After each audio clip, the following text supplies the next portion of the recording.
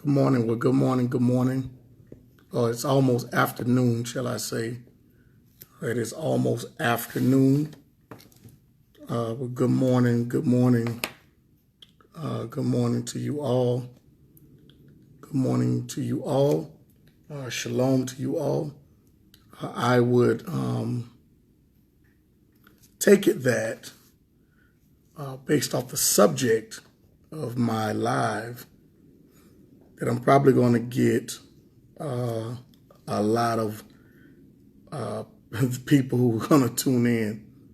Not only that, but I will probably, before I even get started, probably get cussed out by a lot of people. A lot of people who normally would watch from the outside so I don't see them on would probably get on and watch this because of the subject matter in which I will be discussing on today. So I am excited about this. Hey, what's going on? I don't know which one of y'all. Is it Terrence or I just say good morning to both of y'all. Terrence and Jamila. Look forward to seeing y'all at service on Saturday in Jacksonville. Hey, what's going on? Brother Derek, how you doing? Shalom to you as well. So I'm going to give brothers and sisters the time to get on here. I am going to send a couple of invites, and then we will go from there. Okay, we'll go from there. I'm going to send out a couple of invites here, and we'll get started.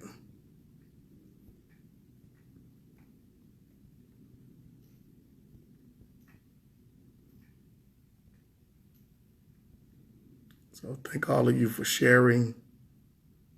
Thank you all for sharing.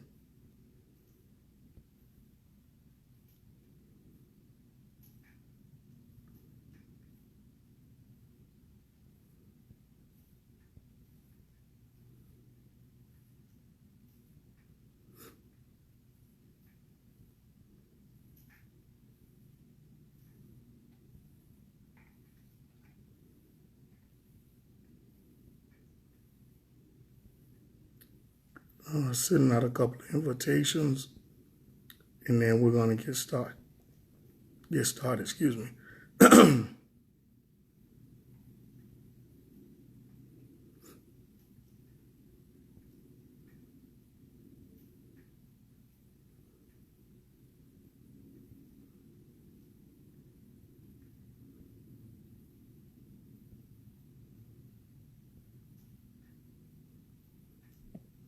All right.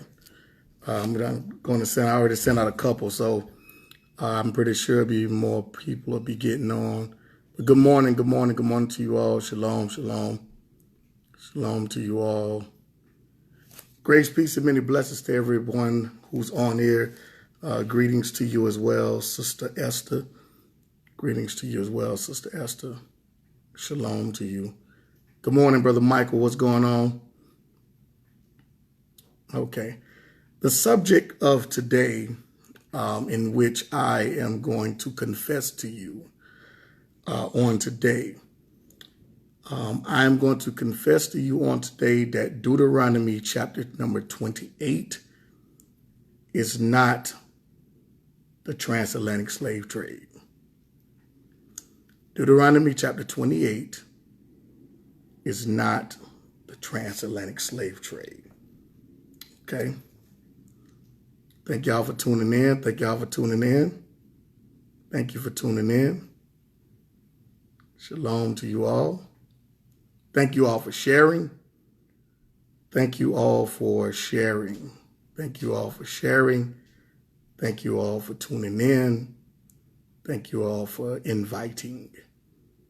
Okay. All right.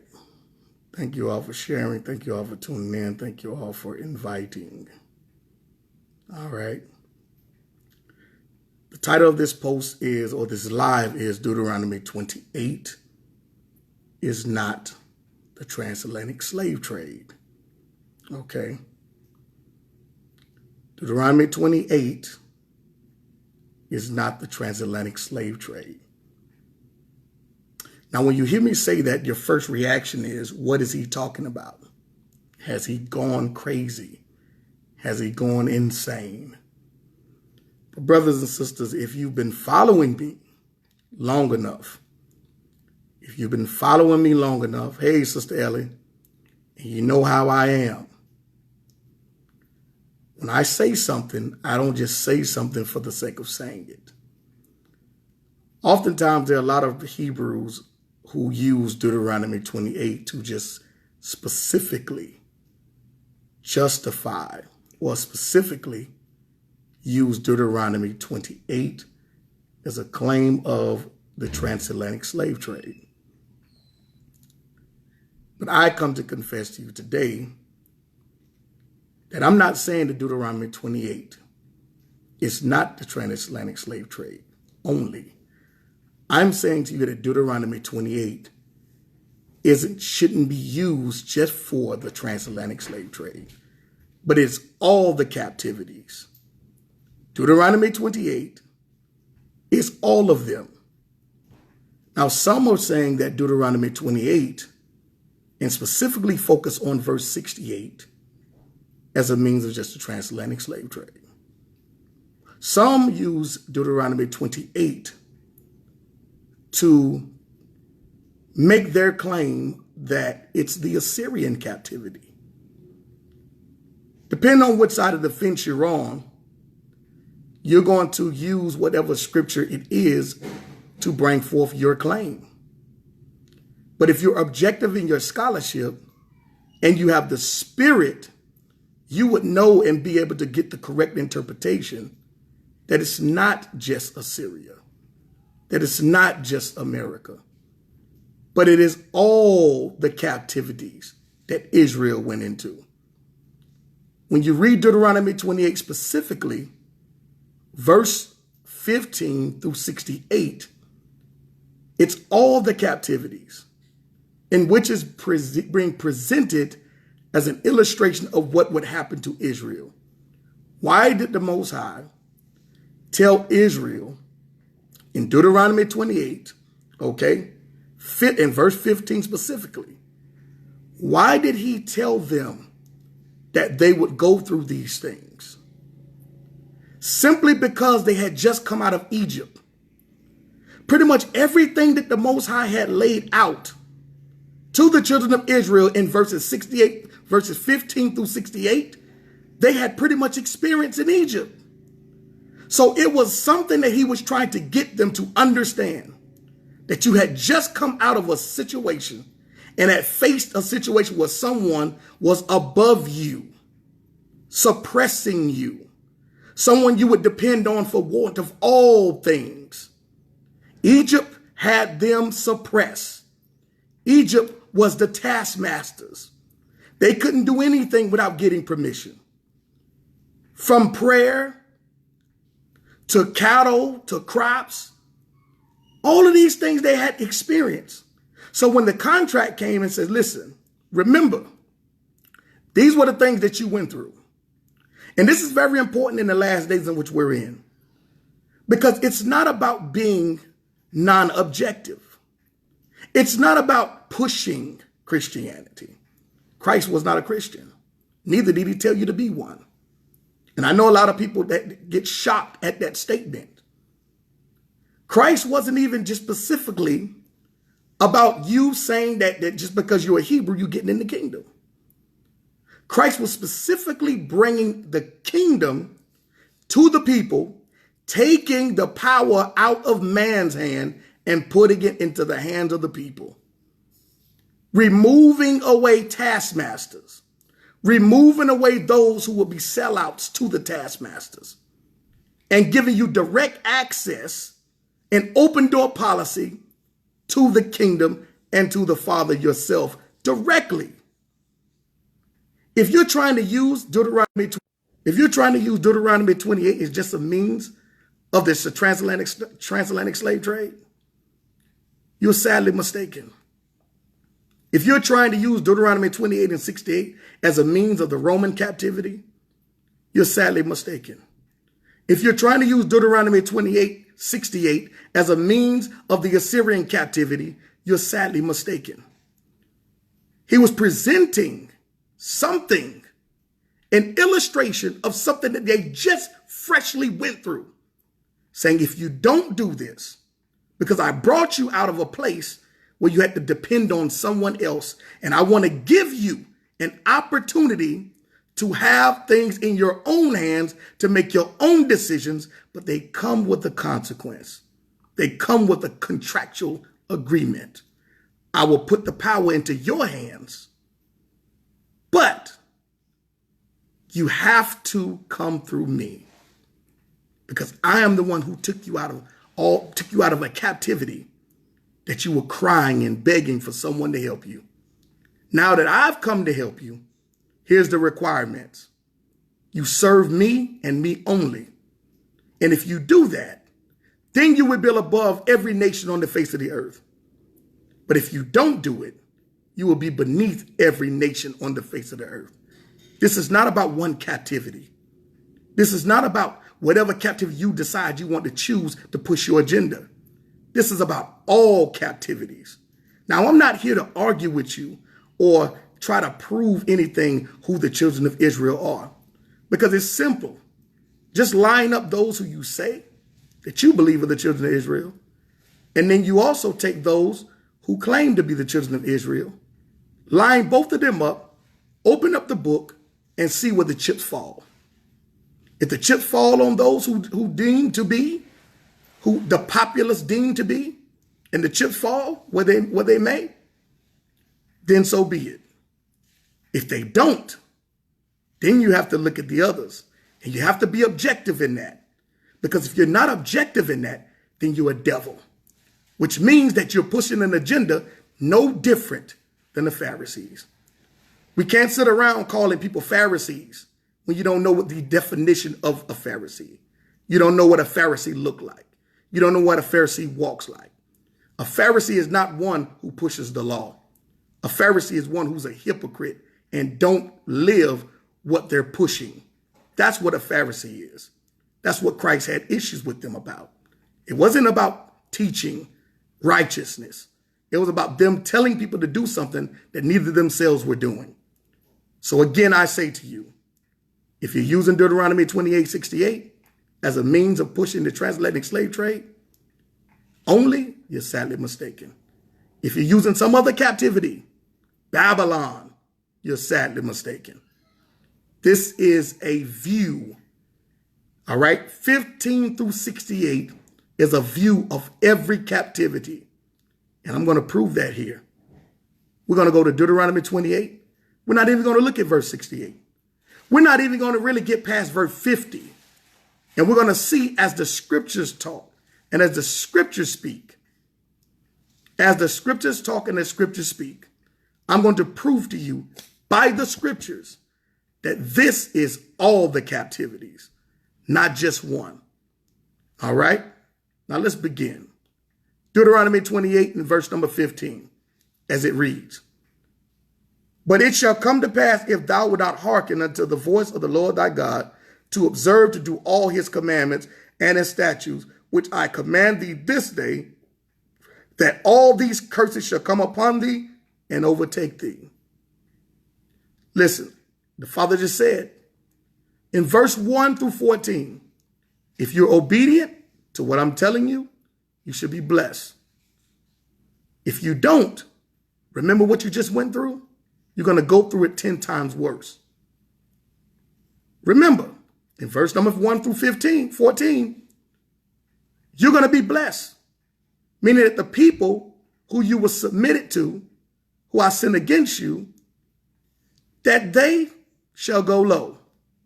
But if you're not obedient to what I said, they're going to go high above you. Not just one nation, all nations. Let's keep reading. Flip over here. Verse number 36 of Deuteronomy chapter number 28. The Lord shall bring thee and thy king, which thou hast set over thee, unto a nation which neither you, nor your fathers have known. All right, stop right there. That's not talking about Esau only. Let's get this understood. This is not talking about Esau. Brothers want to use this, Deuteronomy 28, as Esau. First of all, let's make something clear. Esau was always around Jacob. Let's make it clear again.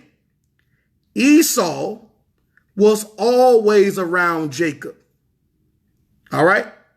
Esau was always around Israel. The Edomites or Idumeans were always around Israel. This ain't talking about Esau. Okay? Let's read it again in verse number 36. The Lord shall bring thee and thy king, which thou hast set over thee, unto a nation which neither you, Israel, nor your fathers, Abraham, okay, Isaac, Jacob, okay, your fathers don't even know these people. You don't know them. Your fathers don't know them. You always knew who Esau was. Esau was always in the same area where you was at. This ain't talking about no Esau. Okay? This is not talking about Esau. Let's keep reading. All right? Neither you nor your fathers have known, and there shalt thou serve of the gods. Stop right there.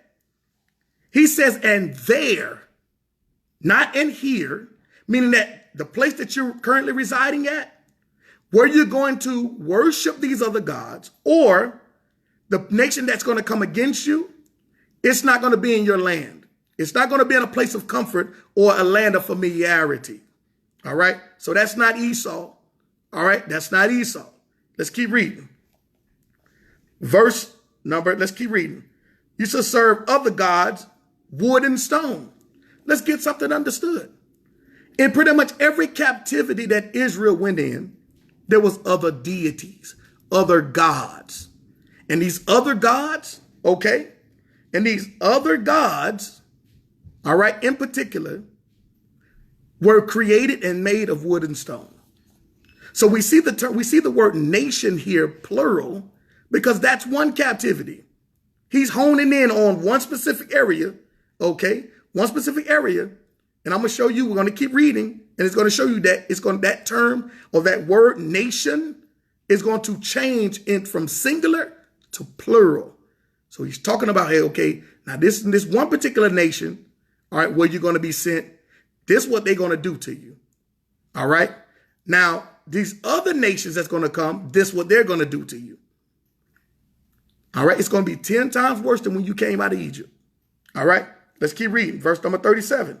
And thou shalt become an astonishment, a proverb, and a byword among all nations, plural. Listen to this. You don't become a proverb and a byword amongst all nations if only one nation have you in captivity, or if only one nation have you in one specific location. No, you become a proverb and a byword to all nations, meaning that every nation on the face of the planet going to know about you. All right. And how is that? It's simply because you're going to be amongst them. That's the reason why. Okay. This ain't just talking about no Assyria. This ain't just talking about no America. This just ain't talking about Babylon. This just ain't talking about the Medes and the Persians and captivity, Assyria and all this other stuff. No, this is talking about all, not even Rome, not even Greece. All right. The Greek captivity, all of them. Why? It's because Israel kept going into slavery, into every nation. Every time they came out, another nation came that they did not know. Okay. And some they did. All right. So let's get that understood. All right. Let's read verse number 37. And thou shalt become an astonishment, a proverb, and a byword among all nations, whether the Lord thy God shall lead thee. So it's not the nations thinking about you. It's the Most High who's doing this. He the one scattering you. He the one sending the nations against you. Because if one nation don't chastise you, he gonna send another one. All because of the agreement that you decided not to follow. Okay? You committed to it. You admitted to it. You agreed to it. But then you turn around and you didn't want to follow it. Okay, let's keep reading. Look what it says in verse 37 again. And thou shalt become an astonishment, a proverb, and a byword among all, not one, not some, but all nations, whether the Lord shall lead thee. So it's the Lord sending you into all of these captivities. Jump down to verse number 41. Thou shalt begot sons and daughters, but thou shalt not enjoy them. Every single time Israel went into slavery, they had children. And guess what ended up happening? They was always under somebody, and the people under them, who was above them, even called their children to work for them. Even sometimes even taking their children and bringing them into their household, having them as little bond servants, having them as little slaves. So the parents working all day in these bondages couldn't enjoy their children, couldn't spend time with them like they would be if they was in their own land. They couldn't spend time with them because either their children was working for them or their children was taken and whatever was done to them. In every captivity, every last one of them, they could not enjoy their children. So this ain't talking about one captivity. This is all of them. All right, let's keep reading it. Look what it says. It says, verse 41, thou shalt begot sons and daughters, but thou shalt not enjoy them, for they shall go into captivity. So even your children are going to be bonds. It's going to be servants. All right, not servants, but slaves. All right, slaves. We ain't talking about servants. We talking about slaves. It's a difference between a servant and a slave. Okay, let's get that understood. Let's read it. Verse number 44. He shall lend to thee, and thou shalt not lend to him. Meaning he's going to be above you in every captivity. Not just America, not just Assyria, but in every captivity, he's going to lend to you. Lend to you. Meaning that he's going to say, okay, you can do this. Okay, here, you want to eat this? Here, you can have this. You can have that. You won't have no options. You won't have any of that. You're going to be you're going to be subjected unto whatever he wants to give you. Okay? Same thing. You look at all the captivities. It was the same situation in Egypt. As I told you, this is about reminding you of what you just came out of. Children of Israel just came out of Egypt. He's reminding them, okay, you just came out of Egypt. I want to give everything to you. I want to put all the power in your hands. I want to give you everything. That way you don't have to go to nobody. All right. Egypt should be a reminder of what you don't want to experience again. But if you decide not to want to do that, then every nation you shall experience it. Every nation you shall experience it. And this is what happened. So brothers and sisters, please, excuse me, please stop trying to make this just be about America. Okay? Stop trying to make this just be about America. This is not just simply about America. And I'm going to show you even in the New Testament. This is not simply about America. And if you just make this only about America, then you are not doing the correct justice of the scriptures. This is all the captivities he's talking about. Okay? Let's keep reading here. Verse number 44. He shall lend to thee, and thou shalt not lend to him. He shall be the head, and thou shalt be the tail. Verse number 45. Moreover, all these curses shall come upon thee and shall pursue thee. Why is he saying pursue you? Because it don't matter where you go, they coming after you. It doesn't matter where you go. Every last one of these curses, when you came in contact with Rome, the same curses hit you. When you came in contact with Greece, they hit you. Babylon, they hit you. Assyria, they gonna hit you. Every last one of these curses, no matter where you go, you're not going to be able to get away from them if you do not hold true to the agreement that you made. If you don't hold true to it. So we have to make sure from this day forward, stop trying to use this as just America. If you read the Bible, you see from the time of Israel coming out of Egypt all the way till you get to Rome, okay, in every captivity, you had someone over them. Even in Rome, they had a little more leniency, but they still was under the Romans. They had to pay taxes to them. They had to go to the Romans to get certain things, all right, done or be able to have certain privileges. They weren't able to do this on their own. Like the Father wanted to set it up to be, to where they would be able to do things on their own. But we're getting so caught up in trying to prove something that we don't have to prove. We don't have to prove anything.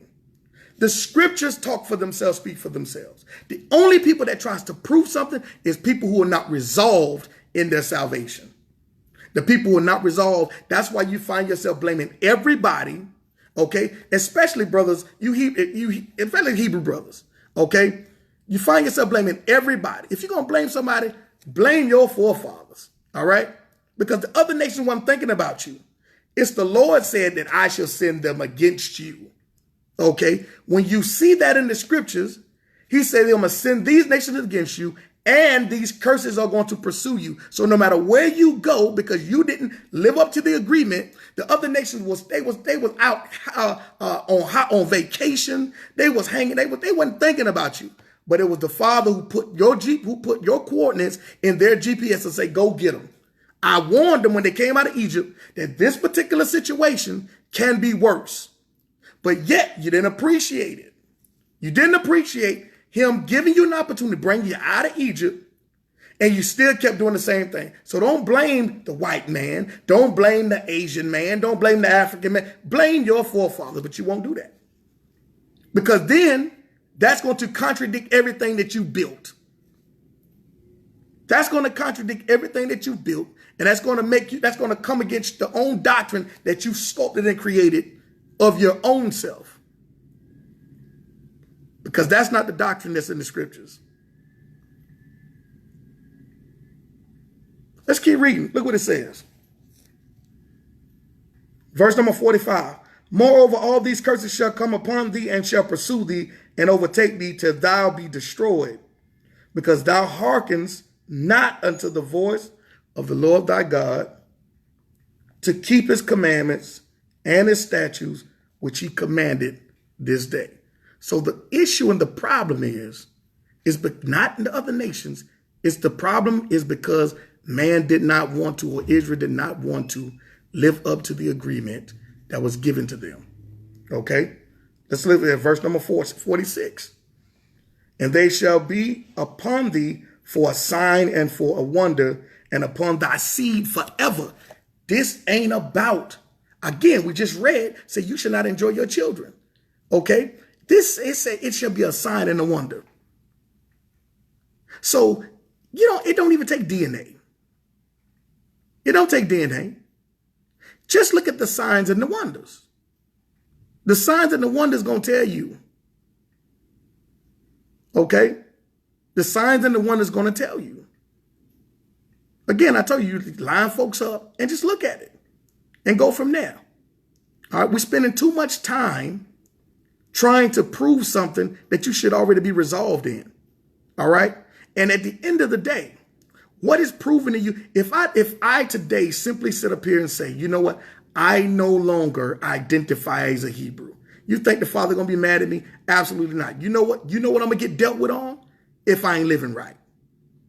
So we spending too much time trying to prove or get justification by others when you should be justified and you should be resolved in your salvation.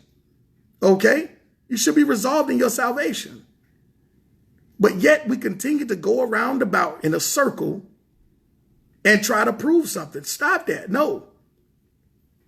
Deuteronomy 28:68 is not just about America. It's about all captivities. Okay? About all captivity. And the Father is calling all of us to be resolved in our salvation. He's calling all of us to be resolved in it. You say you accept Christ? Okay, cool. That's what it is. Accept Christ, live right. Because at the end of the day, the DNA is Christ. If you are not walking as he walked, I don't care about you. You can run around here with a flag. You can run around here painting your car. I'm a Christian and all this other stuff. Listen, just because you're a Christian, you ain't getting in. That don't mean you getting in just because you say you're a Christian. It doesn't prove anything. Because I can go talk to the dope boys on the corner. They'll tell me they're Christian.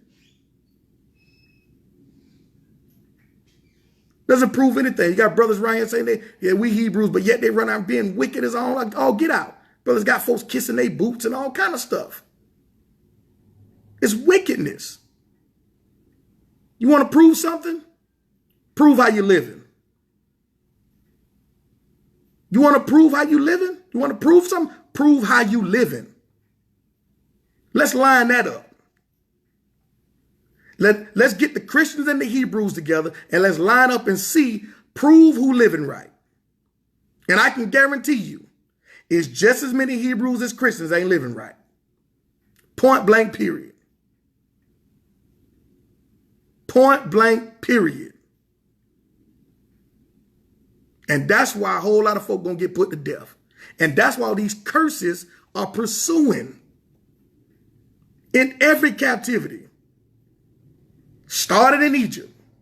Bring you out of Egypt. Next thing you know, that still ain't do nothing. Still disobedient. Still disobedient. Get to Babylon, still disobedient. Come out of Babylon, still disobedient. Go into Syria, still disobedient. Go into Greek captivity, still disobedient. Go into the Roman captivity, still disobedient. Go into America captivity, still disobedient. What have you learned?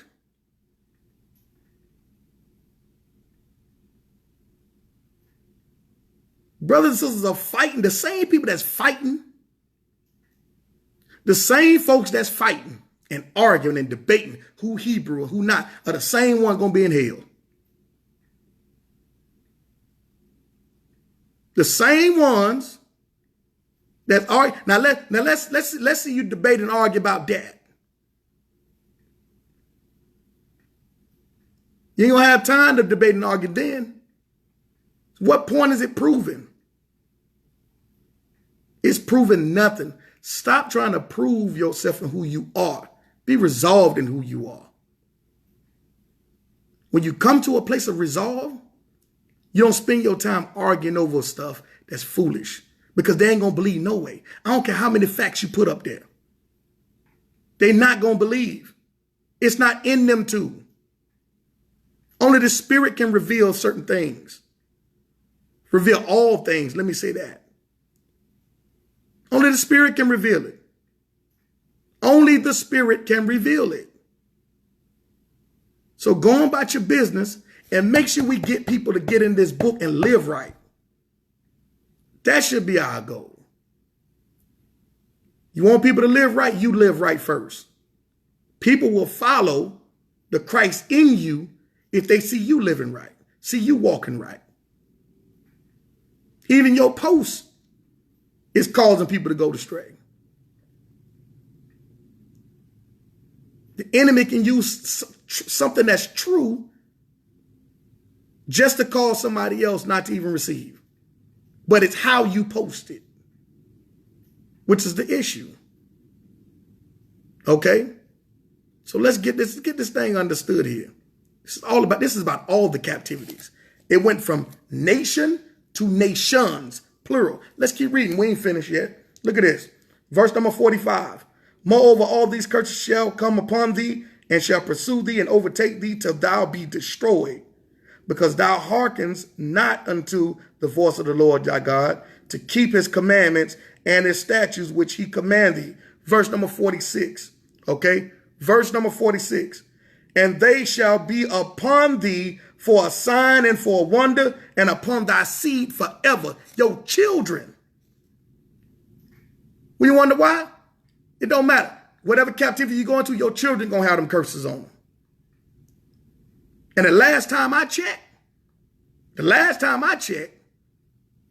Them curses, when you line them up, we can put, as a matter of fact, folks say, well, you know, everybody mixed and we don't know who. Okay, yes, it was a mixed multitude. But that still don't mean nothing. And at the end of the day, even if you're a Gentile and you accept Christ, you better keep keeping these commandments. Because we see in the scriptures, okay, we got Joshua going in the promised land and we got Caleb. And both of them wasn't Israelites. And one of them was declared to be keeping the law perfect to the T, and he wasn't an Israelite. So at the end of the day, righteousness is going to get you in that door. Righteousness is going to get you in that door. I don't care how many doggone fringes you wear or don't wear or whatever. You better make sure you're living right. You have to make sure you're living right. All right? A whole lot of the forefathers was going in captivity wearing fringes. So I'm trying to get y'all to understand. If we're going to teach this book, let's not have personal agendas. And you can't teach it. You can't run around just saying, you Israel, you need to do it. Listen, that doesn't work. The Spirit is what draws people. If they don't want to live right, it don't matter. If they don't matter, telling them that Israel is not the first thing that we should be presenting to the people. It's salvation, living, because if they can accept the salvation and if they can accept keeping the commandments, it's going to become natural to them. The Spirit going to really reveal who they are. But if you're trying to say Israel first and not keeping no commandments and no salvation, it ain't going to work. Because ultimately, that's not what gets you in the door. We're doing things backwards. That's the first thing. Because you got Israelites that's running around, that's wicked. It was then and it was now. Nothing new under the sun. Nothing new under the sun. Then and now. And the Father's eyes is roaming. And anybody and everybody that's not doing it the Father's way, he's shutting people's ears to your voice. That's why ain't nobody listening to you. That's why ain't nobody coming to your church. That's why ain't nobody asking you to do nothing. Nobody want to be involved with you. It's because it's the Father shutting people's ears because he don't want you to mess them up. And he's saving them from you. That's the reason why. That is the main reason why. And until we come to the realization that we cannot teach doctrine based off our own personal preference. Start telling the people, listen, Deuteronomy 28 is about all the captivities. It's not just about one. It's about all. All right, now let's keep reading. Deuteronomy 28, and we're reading verse number 46. And they shall be upon thee for a sign and a wonder, and upon thy seed forever. Because thou servest not the Lord thy God with joyfulness and with gladness of heart for the abundance of all things. So just because you didn't want to do right, you caused your children to go astray. You are the one causing your children to have doggone generational curses because your children is looking at you and they're basing their model off of you. So if you train up your child in the way that they should go, which way that is, okay, they're not going to depart from either the wickedness of it or they're not going to depart from the righteousness of it. Because you can train up your child just by your example as living wicked against God. And you can say grace all you want to. God still got requirements of how you should be living. There's still requirements of how one should live. All right, let's read. All right, verse number 48. Therefore, shalt thou serve thy enemies. What? See, this is the thing y'all fail to realize and understand. We take this word enemy, your enemies. First of all, these are talking about curses that's on you. Okay? If you got curses on you, and you're not living right, you an enemy to God too. Oh, man, I know that hurt. I know it hurt. See, you think he talking about these your enemies. You ain't righteous enough. These are his enemies. But he chose you to be a nation to show the world how to live. So therefore, they're his enemies, not really your enemies. They're only your enemies if you're living right.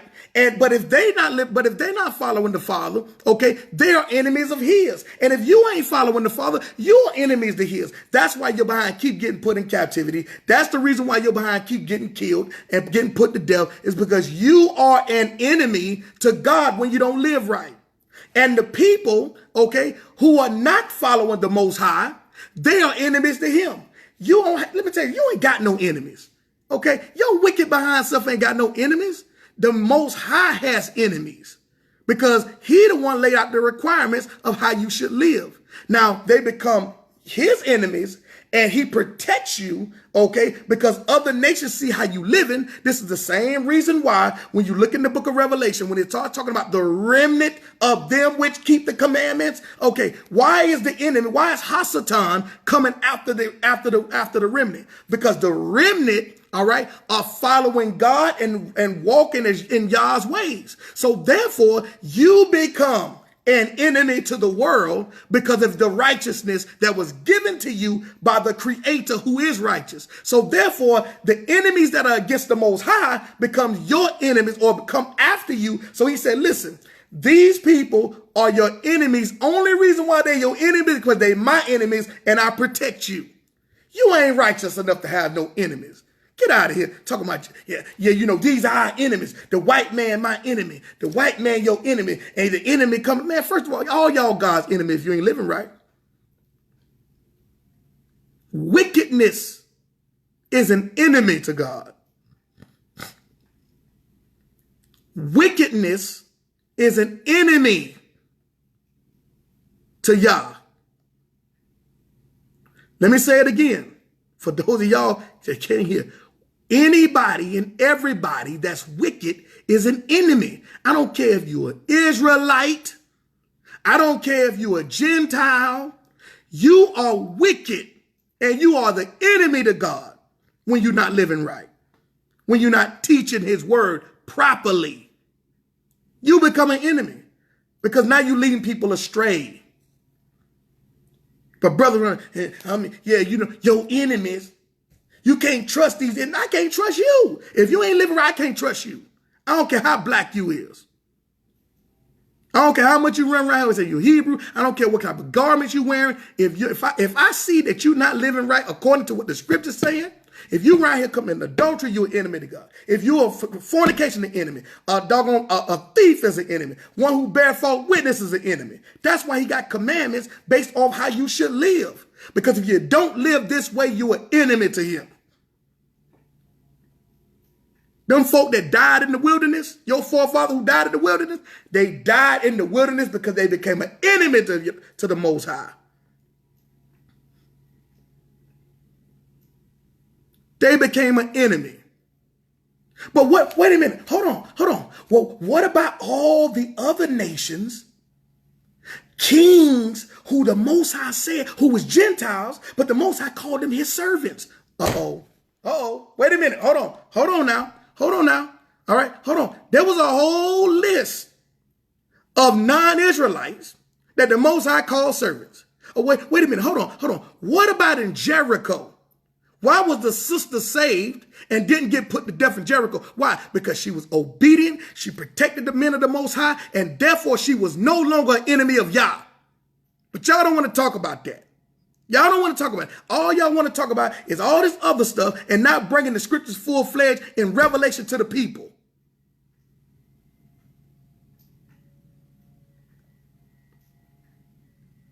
Why? Why was she spared? Why she didn't get put to death? Why did she become a slave?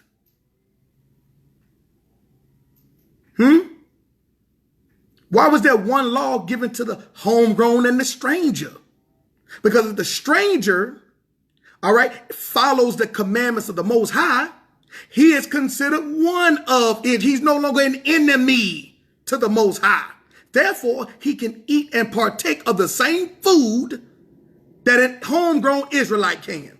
Why? Because he's no longer an enemy to the Father. It's how you live which causes you not to be an enemy. Same problem.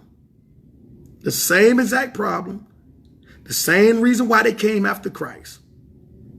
Because he was calling their wicked behind out and putting on display to the public that they were truly enemies. Not only of the people, but first of the Most High. Let's keep reading here. Verse number 48. Therefore shalt thou serve thy enemies. You're going to serve the people who don't listen to me, who don't follow my ways. And I'm going to use their wicked behind to chastise your wicked behind. I'm going to use somebody else to spank your butt. Because you are wicked, you become my enemy. You wicked to me. And I hate wickedness. Let's keep reading. Which the Lord shall send against thee. Look, listen to what, we're going to read that slow. We're going to read that slow. The next time you want to bring this stuff out, please stop getting mad at everybody else and get mad at yourself. Get mad at your great granddaddy. Get mad at your forefathers. You get mad at them. Stop getting mad at everybody. The Lord keep telling y'all in the scriptures he doing this, and yet y'all don't have the kahunas enough to bring the indictment against the Father. It's easy to blame it on the devil. It's easy to blame it on somebody else because you don't want to take responsibility for your own failures. And this is what happened with people all the time, even to this day. They find excuses to blame on everybody else, the reason why they can't advance in nothing. Because everybody else is easy a cop-out. It's a simple cop-out. It's easy. But the Father telling you right here in the scriptures, he telling you, look what he says right here. He says, therefore shalt thou serve thy enemies, which the Lord shall send against you in hunger. See, at one point in time, I wanted you to be above every nation on the earth, meaning that you would be blessed in the city and blessed in the field, meaning you ain't going to be hungry. You ain't got to go to nobody else. But because you don't want to listen, you got to go to everybody else. You're going to have to go to everybody else. This is the agreement. The same way you had to go to the Egyptians, you're going to have to go to everybody else. The same way, because it's a reminder. Before I release you, and before I send you on your journey to this promised land, I want you to remember where you came from. That's the same way people with finances. See, the problem is people don't appreciate where they came from. And so therefore they take for granted where they're at right now. That's why people, when you see these people hit the lottery and all of a sudden they become broke again, because they never appreciated and embraced the season of not enough. So now they're in the season of more than enough. They didn't learn from being in the season of not enough. It's practical things in the earth that if you follow it, you can, it can help you, all right, survive or keep you away from being where you was at a previous time before. Okay? It's the same principles. Okay, remember, you was just in Egypt in want of all things. Now, I'm going to give you an opportunity to be above every nation on the earth and not want nothing. You shall be the lender to the nations and not the borrower. But if you don't want to follow what I tell you, I'm going to bring you right back and make it worse than where you was in Egypt. So everywhere you go, and every time you go into bondage, it's going to remind you of Egypt. It's going to remind you of a place of bondage in one of all things. That's what Deuteronomy 28 is about. Every captivity. All right, let's keep reading here. Verse number 48. All right, the Lord shall send them against you. All right, in hunger and in thirst and in nakedness and in want of all things. And in want of all things. And he shall put a yoke of iron upon thy neck until he have destroyed thee. So this chastisement is what the Lord is doing to get your behind right on track. It ain't nobody else's fault. Stop blaming the white man. Stop blaming the Asian man. Stop blaming the African man. Stop blaming the Chinese man. Stop blaming the Honduras man. All these, stop blaming these folks. As a matter of fact, it's a whole lot of them looking at you and saying, listen, you can help us out if you get your behind on the right track. See, the problem is we fail to realize that it's a whole lot of revelation coming to a lot of nations. That because your behind don't want to act right is the reason why the earth is in the situation it's in right now. It's because you want to act a fool. And until you get your mind right, as my brother Michael Israel always say, until you get your mind right and get your behind on the right track, and everybody else can see an example of what it looks like, the Spirit will draw them to. So it ain't about what you claim. It's about how you're walking. It ain't, listen, I'm talking about, hey, where's John Williams at? John Williams, you need to put that on a shirt, okay? It ain't what you claim, it's how you're walking. Put that on a shirt, brother. All right? It's not what you claim, it's how you're walking. That's what it's about right now. All right? And unfortunately, we have a whole lot of people on Facebook. Everybody want to claim something, but everybody ain't walking it. Everybody ain't walking it. If you spend your day all day on Facebook talking about what somebody ain't doing or dissing somebody, it's something you hiding. It's something you hiding. You can't tell me that God spend all day having you swinging on folks. You're not trying to at all have patience, reproving people, having long suffering folk. All you doing is that they're just sitting there throwing haymakers, swinging on people, talking about people all day, every day. That's all the Lord got you doing. I didn't read that in the commission. I didn't read that in any of the wisdom given to Paul. I didn't read that in any of the epistles or the other wisdom that was given, that the brothers, that the apostles was given in their letters.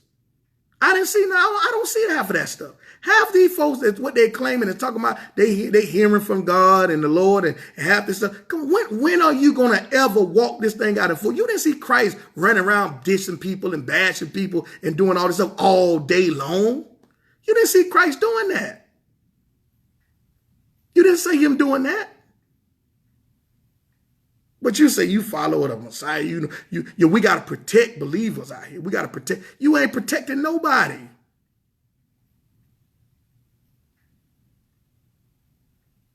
He called us to empower people. Yes, rebuke, but it's not just about rebuke. That's not the only thing that a mature believer does. A true man of the Most High, true man and woman of the Most High, don't sit around just rebuking people all day.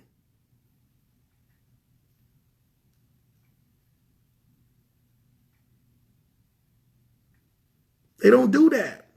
It's a part of the process. But there should be a part of the process where you reprove brothers and sisters. All right, let's keep reading here. We almost done. All right, verse number 49. The Lord shall bring a nation against thee from afar. Listen to this. That ain't Esau.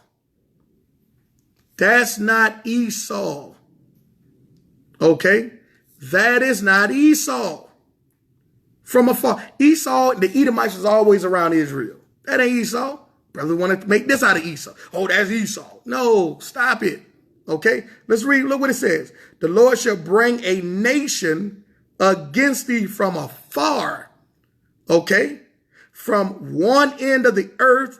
From one end of the earth. Meaning not just in Assyria. Assyria ain't on the other end of the earth. Stop that foolishness.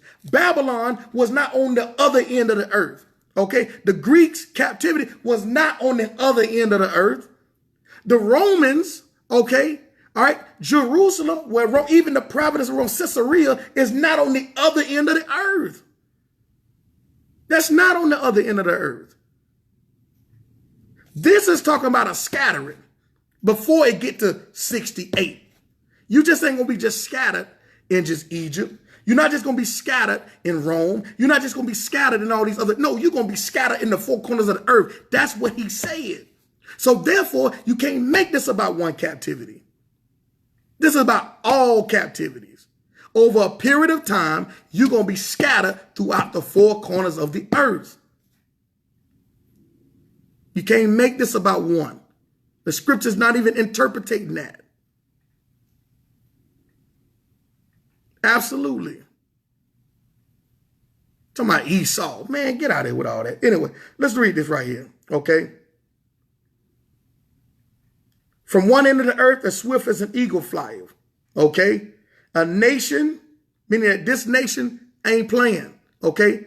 This nation, the way they take over lands and where they take over stuff, it's a example of how an eagle flies and preys. And also, that's true. There's a lot of captivities that had the symbol of an eagle, but that's not the only thing. That's not the only interpretation.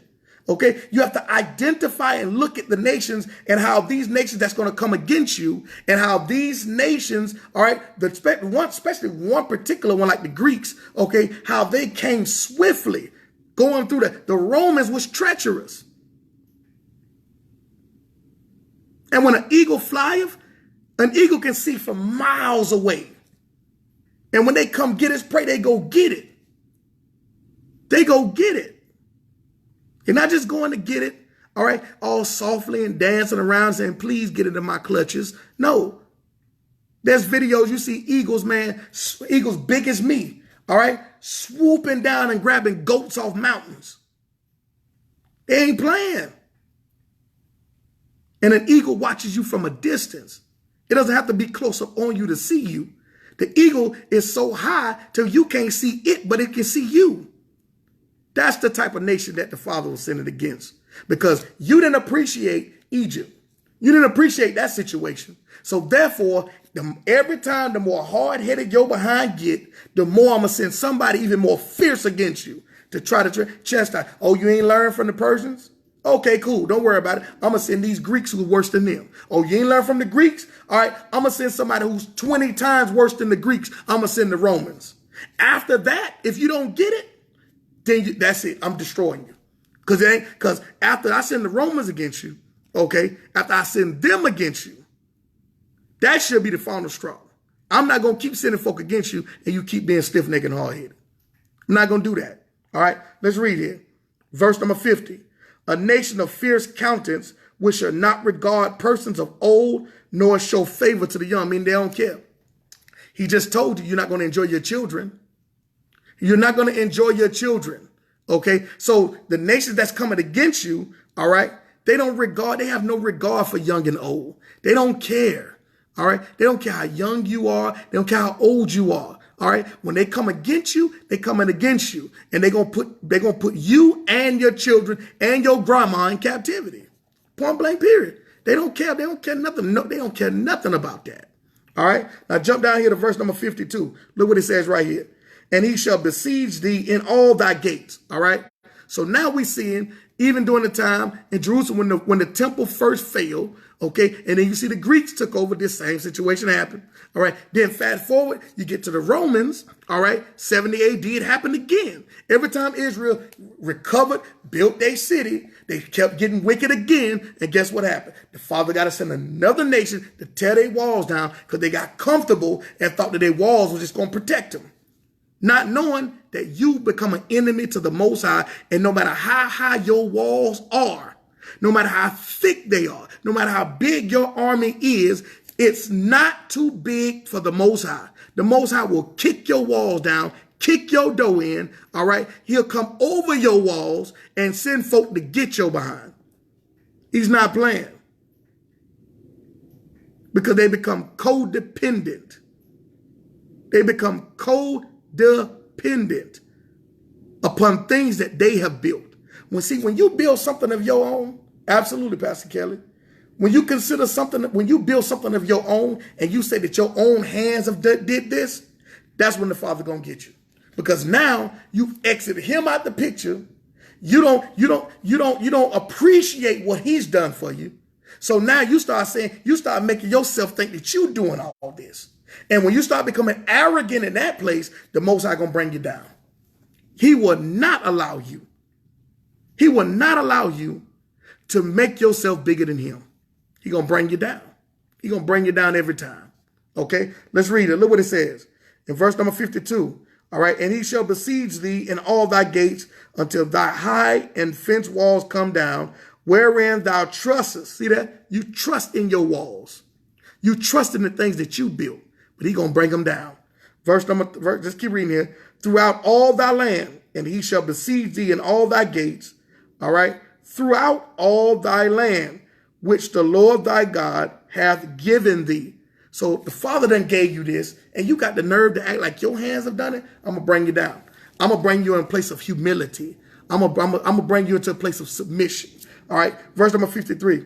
And thou shalt eat of the fruit of thy own body, and the flesh of thy sons, and of thy daughters, which the Lord thy God hath given thee, in the siege and in the straitness, wherewith thy enemies shall distress thee.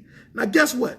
When you look at these and you start precepting these scriptures, you're gonna get Lamentations, you're gonna get some Jeremiah, you're gonna get some Ezekiel, you're gonna get Chronicles. Why is it precepting all of these different places? Why? These are different captivities. These are different captivities. Some of them going to precept the New Testament. Why? Because these are all the captivities Israel went going into. When you start precepting all these verses I read, it ain't just showing one verse where it's just in the Assyrian captivity or the Babylonian captivity or the Greek captivity or the Roman captivity. It ain't just showing one passage of scripture. It's showing several different ones because it's showing you that these are all different captivities that Israel went into. Okay? Now, let's deal with this. Can you prove that the curses continue in the New Testament? Absolutely. Jump over here to Luke chapter number 21. Luke chapter number 21. Now let's listen to what the Christ had to say. Luke chapter 21, because people, oh, that's the Old Testament. Oh, that's the Old Testament. No, let's go to Luke 21. Luke 21 and verse number 20. Let's read. And when ye shall see Jerusalem compassed with armies, all right, then know that the desolation thereof is nigh. When you see Jerusalem, when you see your high wall city, and you see your thick wall city, when you feel like you so protected and comfortable, and you living wicked behind them walls, thinking that nobody else can see your wicked behind, I'm going to send somebody against you. Because whatever you're doing in the dark going to come to the light. You coming down. Okay, as a form of humbling you. Look what it says. Verse number 21 of Luke chapter number 21. Then let them which are in Judea flee, all right, to the mountains, and let them which are in the midst thereof depart out, and let not them that are in the countries enter therein. For these be the days of vengeance, that all things that are written may be fulfilled. All things that are written. Every captivity, all right, that the Father told you in Deuteronomy 28, that all these things must be fulfilled. These are the days of the vengeance of the Lord. Because you are an enemy to the Most High. So therefore, he's going to send his enemies against you. He's going to send his enemies against you because you become an enemy. As long as you don't become his enemy, you fine. You should be above all the nations. You should be blessed. But when you start coming against him and you become his enemy, then he's going to send his enemies against you. Those who ain't thinking about his word. Those who ain't thinking about living according to his commandments. He used other nations to chastise your behind because you get out of line. It's no different than you chastising your children. All right? It don't matter who he's using. He's still going to get the credit for tearing your behind up. It does not matter who he uses. He's going to get the credit for tearing your behind up. Point blank, period. It don't matter who, it don't matter if it's Rome, America, Greek, Assyria, Egypt. It don't matter who it is. Medes and Purge. He's still going to get the credit for tearing your behind up because he sent them against you. Because you were being wicked. All right? And you became his enemy. All right, in your wickedness. Let's keep reading it. Look what it says, verse number 22. For these be the days of the vengeance, that all things which are written may be fulfilled. Verse 23, but woe unto them that are with child and to them that give suck in those days. Why is he saying woe unto those who have children? Why? Because he told you in Deuteronomy 28 that you will not even be able to enjoy your children. All right. When you become his enemy, all right, you are not going to be able to enjoy your children. Why? Because your children going to go into captivity. You going in captivity and your children going in captivity. Now, we just read that in Deuteronomy 28, okay? We're not even going to deal with 68. All right, we deal with Deuteronomy 28. We started at verse number 15, and we skipped through a little bit of the scriptures, all right, in 28 to show you, all right, some of the areas that is talking about all captivities that Israel went through, not just one, all right, not just America, okay? Now, and not just Assyria or any other place you want to just use, but this is all of them. So now Christ is telling you again about all things being fulfilled, okay, that was spoken of in verse number 15 if you don't follow and do what he tell you, okay, and keeping his commandments. Now, when you start looking at this particular passage, he says, look, he says, woe unto them that are with child and those that give suck in those days, for there shall be great distress in the land, okay, because he's sending his enemies against you. Okay, let's keep reading. All right. And wrath upon this people. Verse number 24.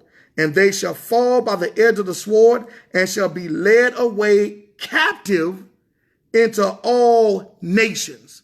All right. Again, he said it in Deuteronomy 28 about going into all nations. All right. Reminding you of what happened in Egypt, trying to give you an opportunity not to go back to that type of situation again. But if you don't want to listen, he got other ways in other nations to chastise you. And every time the other nation that replaces the other one becomes even more fierce, all right, than the one that was previous before it. Now, let's keep reading here. Look what it says. It says, all right, and be led away captive into all nations, and Jerusalem shall be trodden down of the Gentiles until the times of the Gentiles be fulfilled. So guess what? Guess what? You're not going to go back into the land of Israel until the Father place you back in the land of Israel, because he the one scattered you and sent you out of the land of Israel. So therefore, he's going to be the one to put you back in there. But guess what? It comes with the agreement that you made with him. If you sit up here and say you're going to do it his way, and you're going to live according to his commandments and live righteous, then therefore do that.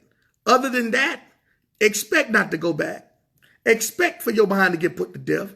All right. So we need to make sure that we evaluate ourselves, change our way of thinking, take on the spirit of understanding. OK. All right. It just can't be an outward appearance of you looking righteous. You have to make sure that your heart is circumcised. Make sure that you're walking right. OK, so that way you can be an example to the nations of how to follow. All right, the Father. Other than that, you're just walking and talking. And other than that, he's going to shut other people's ears to your voice so they don't become like you. All right. So brothers and sisters, I hope this lesson helped you. I hope you get an understanding that this is just not about America, but this is about every captivity that Israel went through, because every time they went through one, they dealt with the same consequences in the same situation. But this last time, that's it. He's just going to kill your behind. He's going to destroy you. Point blank period. He's tired of talking. His eyes is roaming and he's looking. All right. So you can run around here claiming all you want to, but if you ain't walking it, you're going to be an example and get put to death. All right. So examine yourself. All right. Make sure that you're living right. All right. Make sure that you're living right. I see y'all this Saturday in Jacksonville, Florida.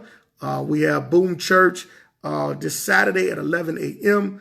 I'm excited about it, man. We've had some awesome service in Atlanta, in our church in Atlanta. And so in Jacksonville, it's going to be awesome once again, all right? Look forward to seeing all of y'all, man. Shalom, grace, peace, and many blessings to you all. I pray that you cannot eat without eating from the word of Yah, for man should not live by bread alone, but every word that proceeded out of the mouth of Yah.